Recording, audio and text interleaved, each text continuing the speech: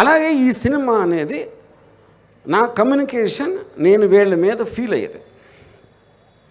Obviously నేను కొంతమంది నేను వైసీపీ కవర్ట్ అని నేను చెప్తున్నాను కదా ఓపెన్గా, నేను జగన్కి ఫేవర్గానే ఉంటుంది ఈ సినిమా, జగన్ అంటే నాకు చాలా మంచి అభిప్రాయం అని చెప్పింది. దాని తర్వాత ఇంకా కోవర్ట్ ఏంటి? ఎందుకంటే వాళ్ళు ఉట్టి కోవర్ట్లే ఉపయోగిస్తారు. స్ట్రైట్గా కొండ బద్దలు కొట్టినట్టు చెప్పేస్తే వాళ్ళ కన్ఫ్యూజన్ వచ్చేస్తుంది, ఇదేంటి ఇది ఏం చేస్తున్నాడు అని, యూనో. సో ఆ కాంటెక్స్ట్లో నేను చెప్పేది. సో ఇప్పుడు ఈ సినిమా నా ఉద్దేశం ఏంటి అంటే, నాకు అర్థమైన వాళ్ళ క్యారెక్టర్ని, వాళ్ళు మాట్లాడితే బట్టలు ఇప్పదీసి కొడతాం, లేకపోతే గొంతు పిసికేస్తాం, దవడ పగలు కొడతాం. ఆయనేమో ఒక ఎర్ర బుక్ అంటాడు, అది ఎర్ర బుక్క ఎర్రి బుక్క అనేది మనకి తర్వాత తెలుస్తుంది, యూనో. అంటే ఒక డిక్టేటరా మీరు? డెమోక్రటిక్ కంట్రీలో పేర్లు రాసేసుకుని వీళ్ళందరి సంగతి చేస్తా అంటే నాకు తెలిసి కిమ్ యాన్ యంగ్ కూడా చేసి ఉన్నాడు అలాంటిది నార్త్ కొరియాలో, యూనో.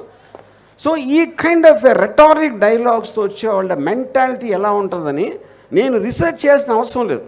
మీరు ఎవరైనా సరే యూట్యూబ్ వీడియోలు చూస్తే తెలిసిపోతుంది దాని గురించి. చంద్రబాబు నాయుడు అనే పేరు కానీ, పవన్ కళ్యాణ్, లోకేష్ అందరి పేర్లు అవి ఉండటానికి కారణం, ఇప్పుడు డెమోక్రసీలో ఒక ఒపీనియన్ చెప్తాం ఎవరైనా సరే. ఇప్పుడు ఒక చిన్న ఇదేంటంటే, వాళ్ళ లోకేష్ ట్రై చేస్తుంది వ్యూహం ఆపటానికి.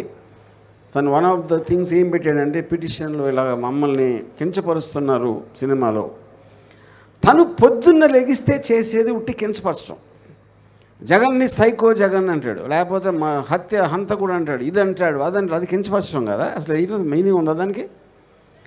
చంద్రబాబు నాయుడు గారు కానీ, పవన్ కళ్యాణ్ కానీ, లోకేష్ కానీ, జగన్ గారు గవర్నమెంట్లో ప్రజలకు పని చేస్తున్న టైంలో వీళ్ళందరూ కేవలం అవతల వాళ్ళని తిట్టడం ఒక్కటే పని పెట్టుకున్నారు, అందరికీ తెలుసు.